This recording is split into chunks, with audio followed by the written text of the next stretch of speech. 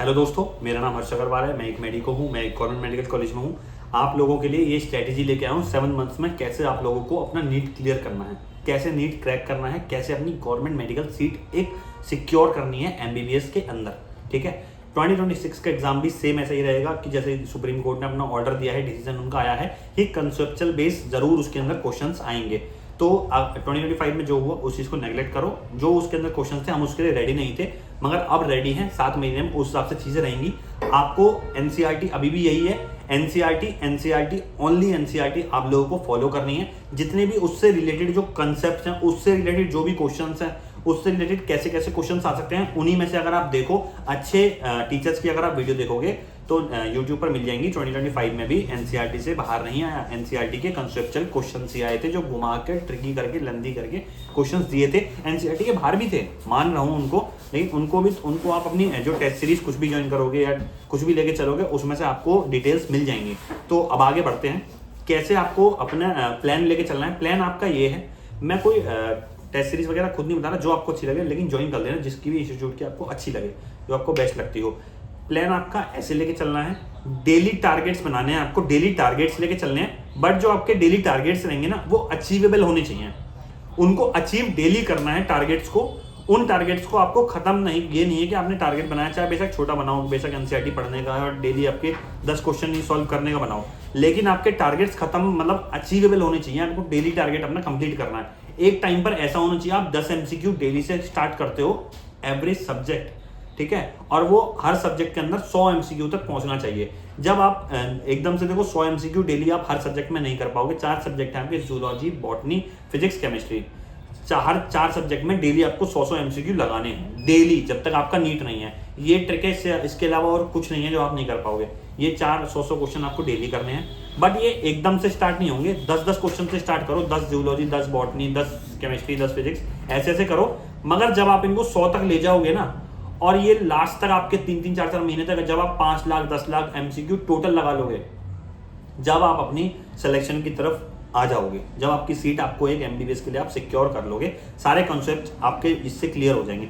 Next आपको चलना है कि एक ना हैबिट अपनी बनाना कि मैं जो भी अपना पढ़ूँ ना, कुछ भी स्किप नहीं करना है। डेली अपने जो भी टारगेट्स बनाए हैं उनको कंप्लीट करके, ये नहीं कि मेरा कल की तरफ प्रोक्रेस्टिनेशन करो आप कि भाई मुझे कल करना है, आज नहीं करना, आज मैंने छोड़ दिया, कल हो जाएगा तो क्या हो जाएगा। अभी तो 3 महीने 4 महीने, फेस्टिवल्स भी है ना, कुछ भी है तो वो डेली आएंगे।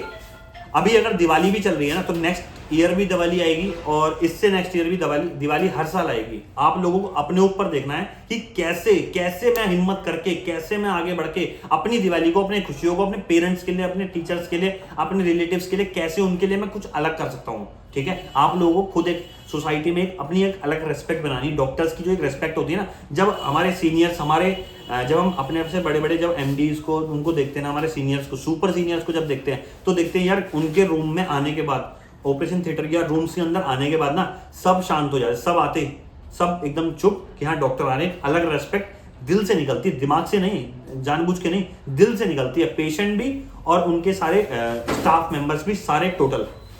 ठीक है, नेक्स्ट आपको ये चीज लेके चलनी है कि 4 महीने में आपको अपना सिलेबस कैसे भी करके कंप्लीट करना ही करना है।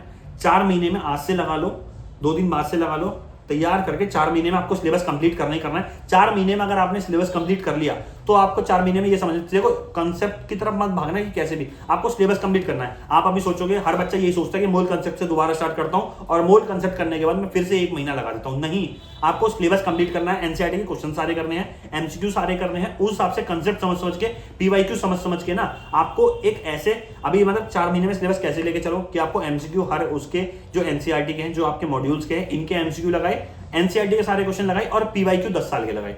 इतना आपको अभी लेके चलना है और 4 महीने में ये अपना सिलेबस कंप्लीट कर दो। नीट का कंसेप्ट के पीछे भागोगे, ऐसे सिलेबस कभी खत्म नहीं होने वाला। ऐसे तो आप एमबीबीएस में जाओगे ना, जितना आपको अभी पढ़ना है उतना एनाटॉमी में अकेले पढ़ना होगा, ग्रेस एनाटॉमी में अकेले पढ़ना होता है। तब आप क्या करोगे? एक स्मार्ट स्टडी ना यही होती है। 4 महीने आपको इस हिसाब से खींचना है, सिलेबस कंप्लीट करना है, कैसे भी करना है, और लगे रहना है। 10-10 घंटे अपने ऊपर लगाने हैं। स्टार्टिंग का जो मोटिवेशन, जो एक एनर्जी रहती है ना स्टार्टिंग में, वो एंड तक रहनी चाहिए। मैक्सिमम बंदे लास्ट तक जाके ना अपनी एनर्जी गायब हो जाती है उनकी। 30 लाख बच्चों से आपका कंपटीशन नहीं है, 1 से 1.5 लाख बच्चों से कंपटीशन है। 1 से 1.5 लाख में भी 30,000 गवर्नमेंट सीट्स हैं एमबीबीएस की, 30 से 35,000। 33,000 कुछ ऐसी आपकी गवर्नमेंट सीट्स हैं जो इंक्रीज होकर 35 तक पहुंच गई होंगी, बट आपको उनसे ही रियल अपनी कंपटीशन लेना, और कंपटीशन लेते लेते भी 3,000 सीट्स के अंदर, 3,000 ऑल इंडिया रैंक के अगर अंदर आते हो तो एम्स की सीट आपकी पक्की है। AIIMS Rishikesh, AIIMS Nagpur, AIIMS Patna, AIIMS Raebareli, कोई भी आपका एम्स पक्का आपको मिल जाएगा 3,000 रैंक के अगर आप अंदर आते हो तो। नेक्स्ट आपका लेके चलना, देखो रिवीजन आपका मस्ट है। डेली आप जो भी पढ़ोगे, कुछ नया कंसेप्ट पढ़ते हो, कुछ भी पढ़ते हो, सब चीज करने के लिए हर फील्ड के अंदर कुछ भी आप करते हो, IAS IPS भी पढ़ते हो, कुछ भी करते हो, आपको रिवीजन बहुत जरूरी है। इसको नेग्लेक्ट करते हैं, अपना नेक्स्ट चीज देखते हैं, रिवीजन नहीं करते हैं, बहुत पागल और बहुत ही नेग्लेक्ट करके लोग इसको समझते हैं कि कुछ नहीं होने वाला। बट रिवीजन आप अगर डेली करते हो, जो भी आपने पढ़ा, एक वीक रिवीजन और एक डेली रिवीजन बहुत जरूरी है। 15 मिनट लगते हैं, लेकिन उसका डेली लाइफ में ना बहुत असर पड़ता है कि आपने एक चेंज अपने अंदर जरूर देखोगे। आपके दिमाग में ना कल का पढ़ा हुआ वो याद रहता है, क्योंकि जितना आप पढ़ते हो फिर वो फ्लैशबैक फ्लैश उतना मतलब कि बैक होता चला जाता है दिमाग के अंदर। रिवीजन रखोगे तो वो कल का पढ़ा हुआ, परसों का पढ़ा हुआ, वो 10 दिन पहले का पढ़ा हुआ, आज तक वो रिमाइंड में रिकॉल रहेगा। एक वीकली रिवीजन और डेली रिवीजन जरूर आपके उसमें रहना चाहिए। दूसरी बात मैं आपसे ये देखो, इसके बाद मैं ज्यादा नहीं खींचूंगा, ना मैं बताया आपका शेड्यूल क्या होना चाहिए, टाइम टेबल क्या होना चाहिए। जब आप पढ़ सको जब तक पढ़ो, डेली 8-10 घंटे का अपना रखो, 4 महीने में सिलेबस कंप्लीट होना चाहिए। कंप्लीट होने के बाद 10 MCQ चारों सब्जेक्ट में बढ़ने के बाद 100 MCQ चारों सब्जेक्ट में बढ़ जाने चाहिए कि जूलॉजी, बॉटनी, फिजिक्स, केमिस्ट्री चारों में 100 तक पहुंचना है। और जाने से पहले, नीट के एग्जाम से पहले 5 से 10 लाख क्वेश्चन MCQ आपको प्रैक्टिस करनी है। टोटल 5 से 10 लाख आपको टोटल MCQs प्रैक्टिस करके जाना है। और ये कुछ आसान नहीं, सब हो जाते हैं। सब जितने भी रैंकर, जितने बड़े बड़े है ना सिलेक्शन एरिया वाले, यही बताएंगे, इसके अलावा कुछ नहीं बताएंगे किसी के भी पास आप अगर जाते हो। बाकी वीडियो में कुछ भी आपको डाउट लगता है ना, आप मुझसे पूछना। मैं आपको नेक्स्ट वीडियो के अंदर एक शेड्यूल दूंगा, कैसे आप लोगों को टेलीग्राम का दूंगा, कैसे आप लोगों को अपना एक फॉर्मेट, अपना टाइम टेबल, अपना शेड्यूल अपना आगे लेके चलना है। आप कैसे कैसे अपना डेली टारगेट्स दूंगा आपको टेलीग्राम पर, मेरे टेलीग्राम ज्वाइन कर लेना। मैं आप लोगों को डेली टारगेट्स दूंगा, कैसे कैसे आप अपने 7 महीने के अंदर एक पॉजिटिव माइंड के साथ कैसे अपनी चीजें आपको क्लियर रखनी है। कुछ भी डाउट होता है आप कमेंट करो मेरे को, मैं आपको रिप्लाई करूंगा। और अपना ना यही चीजें 4 महीने में सिलेबस कंप्लीट करने के बाद MCQs तक बढ़ना, हर कोई यही बात बोलेगा, फिर से रिपीट कर दी है मैंने ये बात। और तीसरी चीज आपकी रिवीजन, इसके अलावा और कुछ नहीं है। बाकी थैंक यू, बाय बाय।